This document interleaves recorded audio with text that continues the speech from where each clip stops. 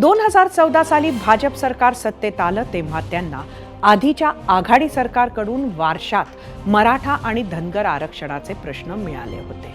त्यात 2022 नंतर मराठा आरक्षणाचा प्रश्न जास्त केंद्रस्थानी आला. मात्र दुसरीकडे धनगर समाज, धनगर नेते आणि आंदोलकांनी सामंजस्याची भूमिका घेत फार आक्रमक न होता चर्चेतून हा प्रश्न सोडवण्यासाठी प्रयत्न सुरू ठेवले.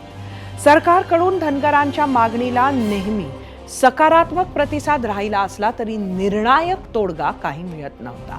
GRच्या माध्यमातून त्या दिशेनं महत्त्वाचं पाऊल पडलं आहे.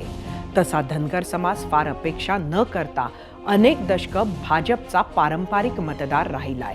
लोकसभेत अनेक मतदारसंघातील लढतींना मराठा विरुद्ध OBC असं स्वरूप मिळालं होतं. तिथं धनगर समाजाच्या नाराजीचा मुद्दाही चर्चेत आला. महायुतीला फटका बसण्याचं ते सुद्धा एक कारण मानलं जातं.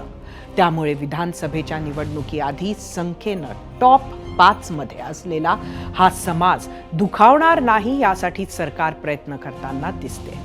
यानंतर चेंडू केंद्राच्या कोर्टात जाईल.